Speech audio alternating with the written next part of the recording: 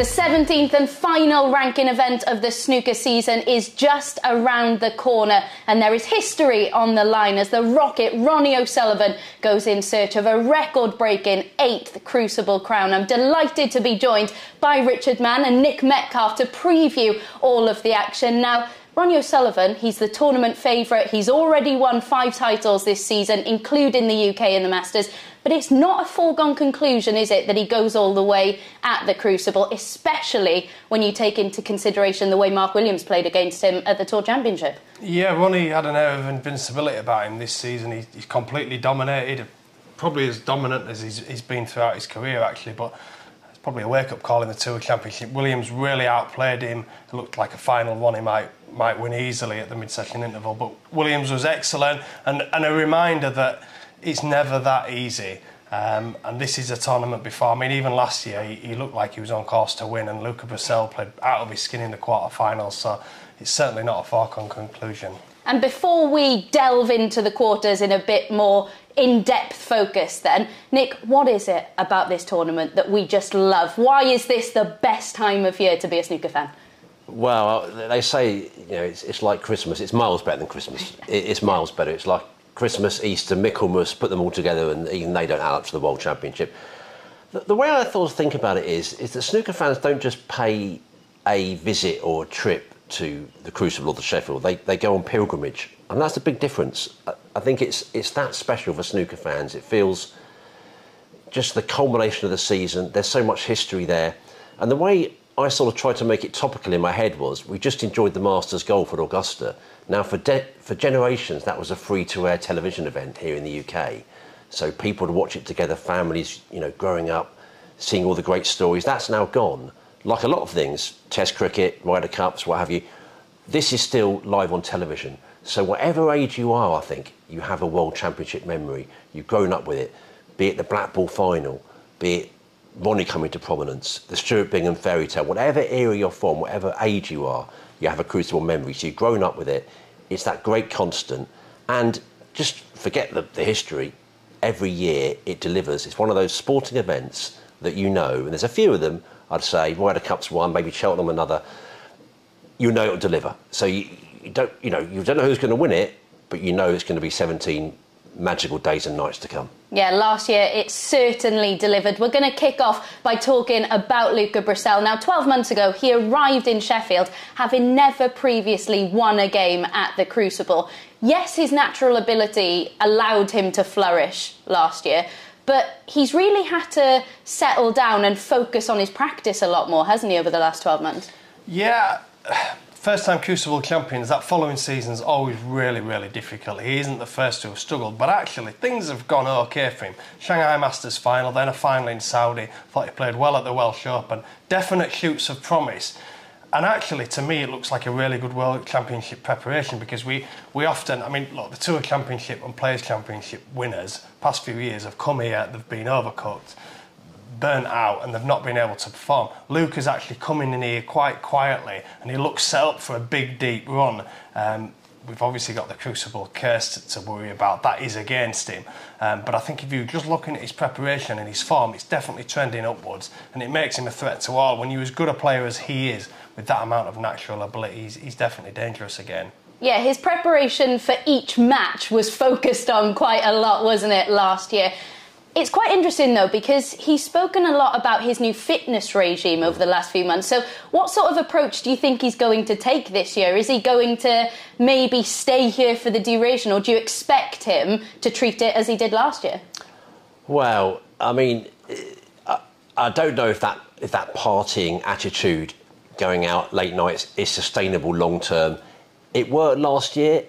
Maybe he'll do it again to a slightly lesser extent. Who knows? It's hard to say. But I find myself sort of agreeing with Rich a little bit. And I almost think this might be a bit of an over-the-top way of saying it, but it almost feels like a bit of a free hit for Luca, because no one's really expecting him to do great things. Now, don't get me wrong. If he goes deep, then there will be pressure. But I sort of feel he's conserved his energy a lot this season. He hasn't really had many deep runs. And we all know how difficult it is the season after, tale as old as time in snooker.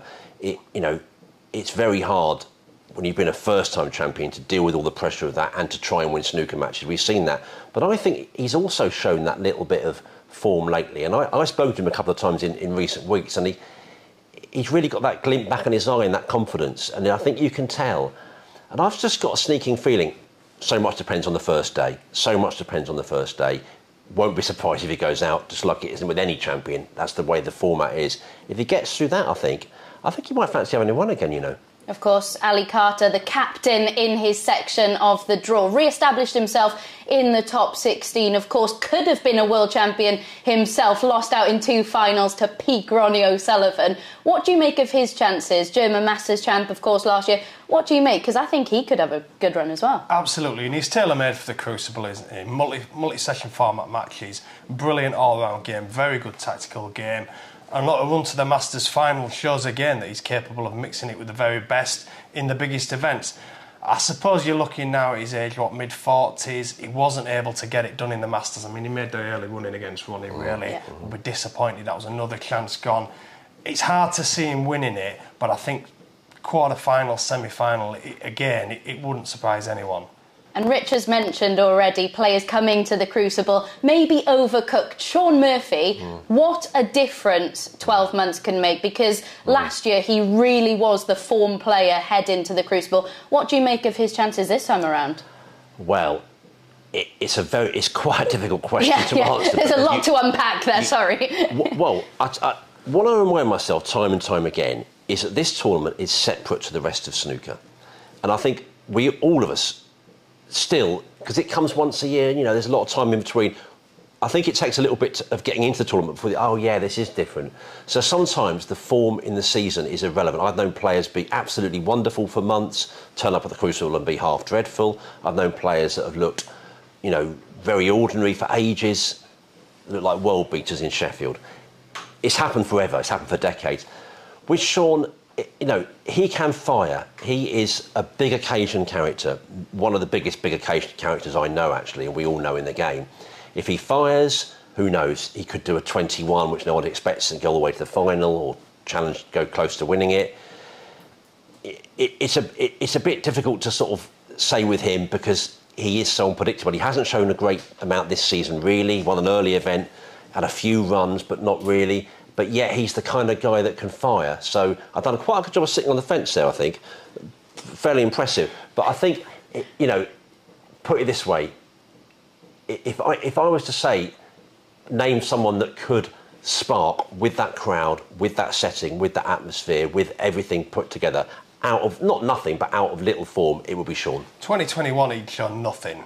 A dreadful season, and then from nowhere found his form. Just got to get into that second week, really, and then he came alive. Last year he was pretty much favourite going into the event behind O'Sullivan, obviously, but he'd won the Players and the Tour Championship at a canter and then fell away. I sometimes think that the worse you think Shaun's going to play, the better he performs. So I wouldn't rule him out at all. I think he's dead interesting. And Nick, Rich is going to help you with those splinters and the removal of them a little bit later on from that Thanks, fence. mate. But Rich, Robert Milkins as well, a brief word on him because he's never made it past the second round at the Crucible. How do you assess his chances? Really poor season. I mean, last year was brilliant, wasn't he? A Welsh Open victory over Murphy, actually, but it's been terrible this time around. I know you interviewed him, didn't you, for Sporting Life earlier in the season, and he talked about it was a really interesting interview. Just looking at all sports people, actually, at the top level, talking about self-doubt, looking at the crowd when he's struggling and wondering what they're thinking of him. And we all know what a fantastic player he is on his day, so easy on the eye, quick scorer, but it's not gone well for him this year. I do worry for him. It's refreshing, though, isn't it, his honesty, his openness, because I think it's something that's incredibly relatable for a lot of us, that he has those self-doubts, he has that negativity creeping in. It does make him quite relatable. Oh, 100%. And I reminded myself of the piece I did, and these Robert Milkins' words, not mine. He said, he sits there and sometimes worries that I look a right prat. And that's the way he said it. He said, all eyes on me. And I thought it was fascinating the way he was talking about the likes of Ronnie, Judd, Neil Robertson, Selby. He says they have bad days. They're not really that fussed. They want to play better, but there's no suggestion they're embarrassed or anything like that. But Rob was saying, no, I really can feel embarrassed. And he was saying that his counsellor said, that we could say this about, very human thing this. He said, your problem is, Rob, you worry too much about what other people think about you.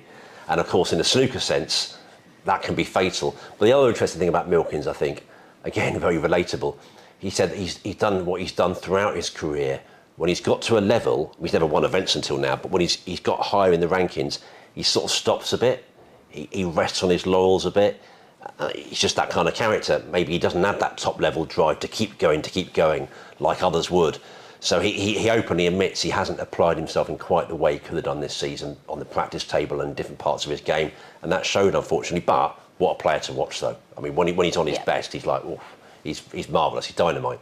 Right, predictions next. No sitting on the fence. Who makes it out of this quarter? I'm going to go for Shaun Murphy. Nick? I'm going to go for Luca, actually. I've just got a feeling first day is, that could blow up in my face, of course, because of the many things that are great about this format, so many great things. I love that first day, playing in the morning, playing in the night. It's terrible for the defending champion. There's so much pressure on them. But if you get through that, I think you'll start to get the memories back of last year. I think you'll start to have that thing about conserving the energy in the season, bit of a free hit. I think you could go quite deep. Interesting. We're all going for someone different because I'm going for Ali Carter to make it through the first quarter. But moving on to the second section of the draw, last year's runner-up, Mark Selby, of course, made history himself in that final, becoming the first player to make a 147 in a final. What an incredible break it was as well. How do you assess? It's so interesting with Selby this year, isn't it? Because he's produced some absolutely spectacular stuff at time, whitewashing Ronnie O'Sullivan, but then at the Tour Championship, after being dismissed, he said that he's maybe fallen out of love with the game, and if he doesn't find that love again, he may consider walking away. Yes, crazy to think, isn't it? 12 months, a long time in sport. It's not been that bad for him this season. I mean, what was he, British Open finalist? I kind of feel like his season turned right at the start in the Shanghai Masters semi-final. He had Ronnie beat and he missed a pink trying to develop the reds, and he only needed the pink to win the frame. He missed it just off its spot. Simple pot. Ronnie did the rest and then went on and won the tournament. And I feel Selby's almost been swimming against the tide since then. He's had a tough time off the table. We know his wife's been really unwell with cancer, and of course we wish her well. But Sheffield always brings out the best in him, and we've seen him before struggle through the season, and then when spring comes around the corner, he's like the rest of us. Suddenly he perks up and he finds his best form. But he needs that this year. He needs to walk through those doors at the Crucible, and it's sparking back to life, because on what we've seen in the last few months, one whitewash of Ronnie O'Sullivan apart, been really poor stuff. And I think psychologically, when you're talking about retirement, that suggests you're not in a good place with your snooker, obviously. So I'm more down on him than I usually am. I think at his best, he's virtually unbeatable in this arena, but he's been a long way from that. Yeah, absolutely. Another player who's hinted at retirement, of course, John Higgins, which we were talking before we went live, saying that it's quite interesting with Higgins because he's spoken a lot, hasn't he, about how much work he's doing off the table, and we were maybe starting to think, oh, we could yet see some more brilliance from him, some more excellent runs, but he's hinted at retirement as well. How big a blow would that be for the world of snooker?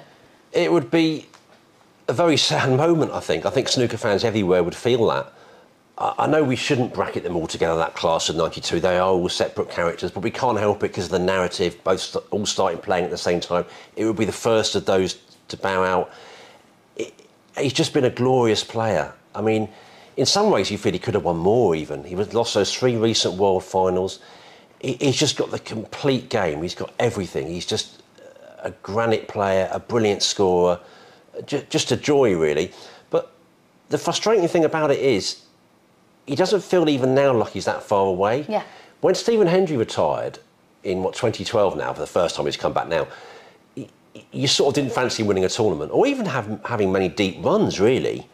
He was OK in the rankings, but he didn't really see it. With John, you can sort of still see it. You think if he sparks one week, he'll blitz them all, he'll win it, like he did in that Players a few years ago.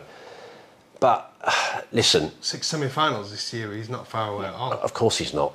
It would be so frustrating for us as fans, wouldn't it, when he's playing so well, to see him walk away. But those defeats, they hurt. And I've been at a few of those press conferences. They're painful viewing, actually. They really are. It's deathly quiet. John's, when he's had those leads, 2 up, 3 to play, 3 up, 4 to play, losing matches, they hurt at any stage of your career. But at his time of his career, at his age, they're taking time to get over. They really are. Yeah, something else that he's had to endure in his career. When his walk-on music was Needle and Pins, I actually sang it to him and he changed his music the next tournament. I don't know if I'm responsible for that, but I think I'm taking it quite personally. What have you learned from that? To never sing in front of people. That's the main thing I learned. But moving on, Mark Allen also in that section. And I think as soon as we saw that draw, we all immediately thought back to the semi-final last year between Mark Selby and Mark Allen. It was absolutely incredible, wasn't it? Captivating stuff. Ebbs, flows, going this way, then that. It really was incredible. Mark Allen has to be another contender this year. He does. I mean, he had another one with the game for this tournament. And really, when you think about it, it's such a surprise that he's not done as well as he probably should have done here. I think last year was only his second semi-final. But his game's changed in the last few years. He's a better safety player. He's able to grind it out now. And I know, actually, he's drawn some criticism for going too much on the defence and not attacking, using the strengths that made him the great player in the first place. But bar Selby last year, we would have probably got to that final. I think there was no one really stopping him. Another good season, won big events as well, the champion, the players. You just feel for him, there's two negatives for me. You feel that he's going to have to mix attack and defence a little bit better. Yeah. That's what Ronnie's done really well in the last few years here. And I just wonder if a hard season will catch up with him at the back end of the tournament, because when he's won this year, Mark, he's done it the hard way. He's not blitzed people, think Ronnie at the World Grand Prix. He's had to really grind it out. And at some point, playing that way at the end of a long season, I just wonder if it might catch him out. Yeah, he has said at times, hasn't he, that he's been quite exhausted by some of his performances. But moving on to Kyron Wilson, someone who's also loved this tournament over the years. It's not quite worked out for him in the last few, but someone else who's certainly capable in these long format matches. One word with Kyron, crossroads. And I don't mean the beloved ITV soap of the 60s, 70s and 80s, by the way. You're too young to remember that. But I do think he's at a bit of a crossroads of his career a little bit, Kyron. The age he's at, he's done a top career. He's won big tournaments. He's reached a world final, reached a Masters final. But I remember speaking to him again for us a few years ago, Richard, and I thought he made a really interesting point that he's always improved season on season, and he was really proud of that. And I think that was a very telling thing. But he was saying at the time, I'm wondering, this is the first one, and it did end up being the first one. Now he's had a few like that, where I think he's gone backwards is maybe a bit of a rude way of saying it, but he's certainly not advanced. There's not been that incremental improvement. It's been the other way. So I think he stagnated a bit. He hasn't had the best of seasons, but again, he's a great long format player. That stands in his favour. I think he's two relatively early exits last 2 years, as you suggest. But long format snooker, getting deep, getting in the weeds of a match, if you like. He's still good. He's still dangerous, but I know this tournament's separate to the rest of the season, as I said. But if you look at his form really throughout the season, it's not positive for him, really. Right then, prediction time for the second quarter. Nick, you can go first this time. Well, I think there's loads to be said for Mark Allen. There really is. It was massive him getting so deep last year. But Selby's a horses for courses, man. He's been there, he's done it. And I saw a really funny comment just after the Selby made that sort of, threat to retire. And the person was saying, this is the kind of thing they'll bring out when Selby goes deep, maybe wins it. I thought, yeah, do you know what that is? Selby for me. I think Allen will get out of this section. Yeah, I think he's playing too well at the moment. I'm with Nick on this one. I think Selby, as we've mentioned, he needs this to reignite him, and I just expect that to happen when he turns up at the Crucible. But moving on to the third section of the draw, when Ronnie O'Sullivan hasn't been winning tournaments this year, by and large, it has been Judd Trump who has gone all the way. It's been another remarkable campaign for him, on a collision course to meet Ronnie O'Sullivan potentially in the semi-final. He's already said that he wants that to happen, Judd Trump. What do you make of his chances? He's got to be someone that we are all incredibly excited to see at the Crucible again. Yeah, huge chance. That's so good, isn't it? He I think throughout his career he's met challenges head on, and I love that attitude. So enthusiastic, interviewed him a few times, and he wants the big matches on the big stage. So he won't fear Ronnie at all. He probably should do because he's lost the last 5 meetings. But the fact that he's wanting to take him on again is a real positive. Judd's become the perfect tournament player for me. He's very good at just finding a way through those first rounds. You remember the Shire game he won in 2019 before winning it? He was lucky to get through, and then towards the back end of that tournament he peaked and he was unbeatable at the end. And his career is now like that. You get him to the business end of a tournament, he's so very difficult to beat. He's got everything in his game now. He's not just a scorer and a break builder. Massive chance. The elephant in the room, of course, is Ronnie. He'll be waiting for him, you would think. Well, I think Mark Williams might have a thing or two to say about that as well, because he has been as silky smooth as when you get scissors to like glide through wrapping paper. You know that feeling, that elite feeling? That's what Mark Williams has been like. So, who comes through that one? Do you think Mark Williams comes through that quarter? Quite possibly. I don't know that feeling because I'm dreadful at wrapping presents. Oh, okay. I'm hopeless. Get the sellotape all mixed up and everything. It's awful. But get that glide going. You'll know exactly what I mean. Okay, I'll try that in the future. But yeah, I mean, listen. You know, Mark Williams is I would say snooker meets art. You know, there's probably never been a more beautiful player, actually. There's some parts of Mark's character you wouldn't describe as beautiful, but his snooker, most certainly you would. Speak for yourself. Yeah, sorry, Mark. Great guy, great champion. I'm a bit of a superstitious type, although some kind people said it wasn't just superstition. Winning just before, a bit of a no-no for me. I always think, no, historically, you know, we've seen it in golf majors, seen it in various sporting events. You can do it. I remember Mickelson winning week before the Open one year, and of course Selby, he won before this one. But I always think winning just before. But yeah, listen, he's a great player. He's a great Crucible player, so he'll have chances. Yeah, Zhang Anda in that section as well. Such an exciting player to watch. A flair player, but how high a ceiling do you think he has? I'm not sure we've reached it yet. Yeah. I mean, a year ago we weren't talking about Zhang Anda. He's here on merit. Had a fantastic season from absolutely nowhere, and the best might still be to come. I think he's got the game that could go well here as well. It's a tough section now. I mean, Judd and Williams, two proven performers at the Crucible. That'll probably count against Zhang a little bit. Could he be overawed in this auditorium? Yeah, I think he might just be up against it. But look, he's had a fantastic season, tournament win, a couple of finals as well. And a word on Tom Ford and his chances, because, as we've just mentioned, this section of the draw, it really is filth. Yeah, nice turn of phrase. But yeah, listen, a firing Tom Ford will scare anybody. The guy at his best, you know, he's brilliant. You know, you think, why is he not like this? I mean, you think this about a few guys, but if he plays like this more often, he'll be brilliant. With Tom, it's a belief thing.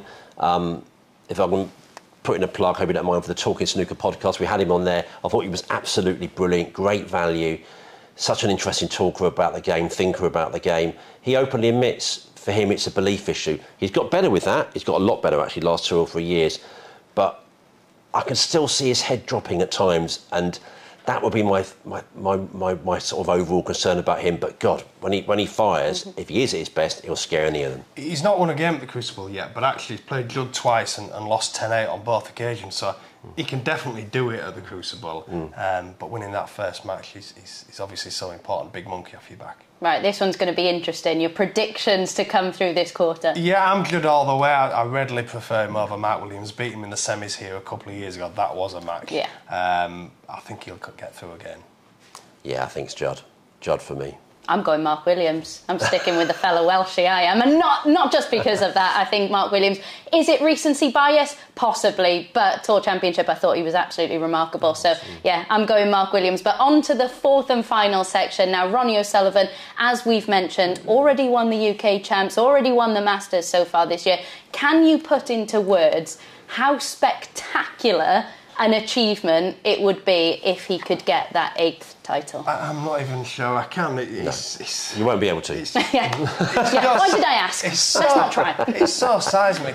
I mean, a man approaching his 50s to still be dominating a sport in the way he is, he's just astonishing, really. I mean, he's got to be up there with the great British sportsmen.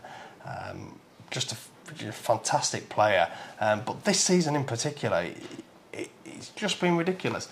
UK Championship, Masters wins, both times just pulled away in the final as if he's always got another gear to go up to. Won all the big money events abroad, Far East, Saudi Arabia, then picked and chose, has been able to pick and choose his events as well, which I think really helps him towards Sheffield. I don't think losing the Tour Championship final was that much of a bad thing.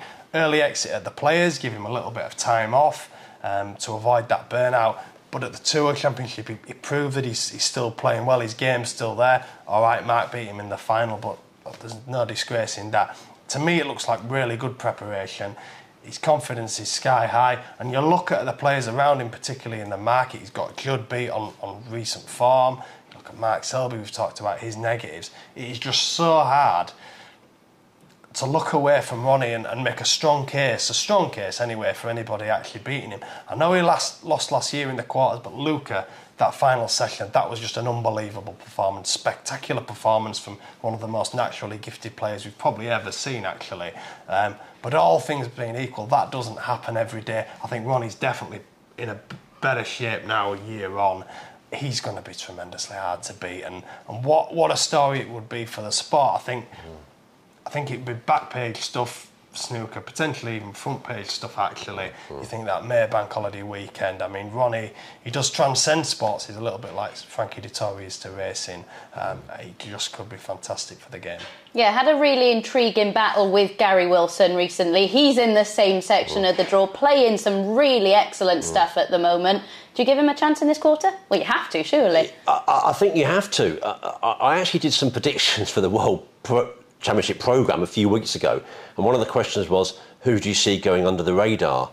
And I went for Gary Wilson, and I think that just passes, but only just passes now, because that radar is getting more and more distant now, because he's a tournament winner, you know.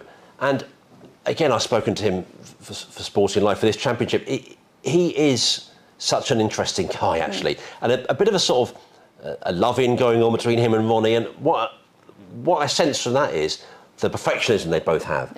Like Gary Wilson, he was really almost pleading with me on the phone a little bit. He was like, look, I'm not trying to be clever or funny. I'm not trying to be all, you know, I'm not playing well. I'm not trying to be all cute. I'm just not hitting the levels I want to reach. So if he's saying that, he still doesn't think he's done that in any tournament. Yeah, he's winning them, but he's learning that thing that Selby's got, that Higgins has had over the years. You don't have to be great. You can plod along. Now, you might have to be, you know, when he's playing the better players, play towards his best, of course. But he's getting, what I like about him is he's getting that knowledge and ability to just stay around there. That's priceless at the Crucible. Not playing well in a session, get out of it 4-4 or 5-3. That's what their Selbys and Higgins do. Gary Wilson's looking like he might develop that sort of character for me. So, yeah, dangerous. Yeah, Rich, as our resident tipster, just talk us through what you're looking for in a tournament like this. A gruelling format, 17 days. What are the main things you're looking out for? Yeah, I mean, Nick said it, didn't he, at the top of the show. Sometimes it feels like a tournament that's separate from the rest of the season, and a big angle for me has always been the freshness angle. I think snooker takes far more out of you than people realise. So in recent years, I've always looked for someone coming here fresh, avoided Tour Championship and Players Championship form. Selby's obviously always been on my radar. John Higgins each way in the past, another one when he's had poor seasons, you know he'll peak for the World Championship. And again, that's something I kind of wanted this year. But then you just look at the case for O'Sullivan. He's so ridiculously strong. He's just, for me, had a light enough recent campaign since the World Grand Prix and the Masters back in the new year to suggest that he shouldn't be overcooked. But it is always interesting looking for someone who you think might come in here fresh. We've obviously talked about Shaun Murphy. Kyron is another one. At least they will have that angle. And it's right, you want someone who's going to play the best snooker, obviously for this tournament, but especially in the second week we've seen far too often. But Neil Robertson a few years ago blitzed everyone in the first week. Higgins knocked him out in the quarters. He'd just done too much too soon. You want someone to peak on that final weekend. And a word, Nick, on Barry Hawkins, 2013 finalist, didn't qualify last year. How impressed have you been impressed with the way he responded to that disappointment? Yeah, very impressed. I mean, I think, you know, with Barry, I think he's one of the most reliable characters in the game in some levels. In some ways, he does drop off occasionally, but you know, it's become a sort of cliche to say he's the forgotten man among the top players in snooker. He sort of is, but I think a wise judge once said, you know, everything about him is sort of understated. That's why he might be underrated, because he's understated. And that's the way he goes about his business. He goes about it quietly. Oh, Barry Hawkins in the semi-final. Yeah. He's always high on the 1 year list, or most of the time. You think, well, how's he done that? He's not, but you know, he's able to sort of somehow go about his business quietly. Very good player. I remember Ronnie saying a few years ago, you know, people maybe that take a bit of an interest in snooker or a bit outside, they might underrate him. He said, we don't.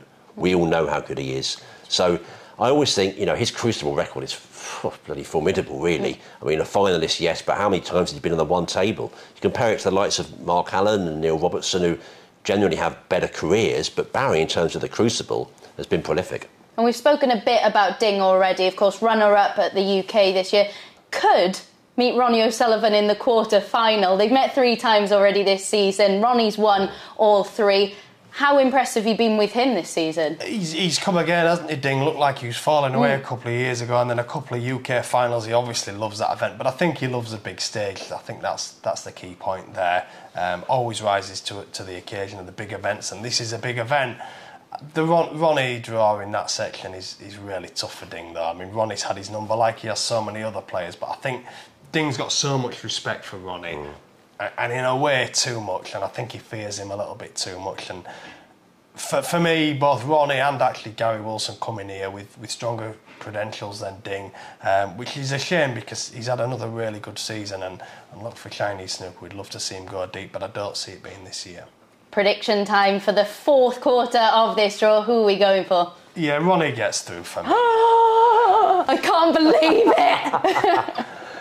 The thing about the Ronnie and Ding thing, though, just specifically on that, is it's frustrating watching it. It must be if you're a Ding fan, because he's so often in those matches and he's leading them. You think, now he's going to do it. He did beat him in the UK heavily a couple of years ago, but always you think it's familiar script when he comes back. And the thing about Ronnie is, for me, he beats most players in the game, but he has great career records against players like Barry, players like Ding. Yeah, sorry, I'm going to shock you. It's Ronnie. I'm going to go Gary Wilson there. How do you like that? Right then. I do like it. Thank you. Right then, who is reaching the final? We've had our picks for the quarters. Who's making it all the way to the final? You have to remember who you've said now to make it through each quarter. But who is making the final and who is winning the tournament? Yeah, so Sullivan wins. He goes 8-8-8 for me. I think Shaun Murphy could get there, and I'm going to be having a few quid on him as well each way. Nick? Maybe O'Sullivan, Selby. That would be a final. That would be a final and a half, and that would be the one I think, in a way, would be the sort of one that attracts the most attention, I think, across the board. I think it's got the contrast, it's got the playing styles that are different. You know, everyone will be in one camp or the other. Those will be in the Ronnie camp, but people want to be seeing thwarted as well. And I think there's a lot of bit of unfinished business, to say the very least, between after the immense final in was it 14? I think that put Ronnie back for a while. I'm sure of it. And then that incredible semi-final on probably snooker's greatest day. So, yeah, I think so. But, you know, I flip between the two. I think horses for courses for Selby. But for Ronnie, I just think it's hard to look against him. I mean, he's had an amazing season, but what I'd say about Ronnie is I don't think he's hit the heights. That's the thing. He's still winning stuff without being at his best, which suggests to me it's very hard to look past him. I'm going for a Mark Williams-Mark Selby final. Selby to get his 5th World Championship crown. Thank you very much to our guests for today's chats, and if you want some more, make sure you head to our website. We've got tips from this man next to me, Richard Mann. We've also got Neil Fold's predictions for the tournament, as well as top 16 profiles. So make sure you enjoy all the action from the Crucible, and we'll speak to you very soon.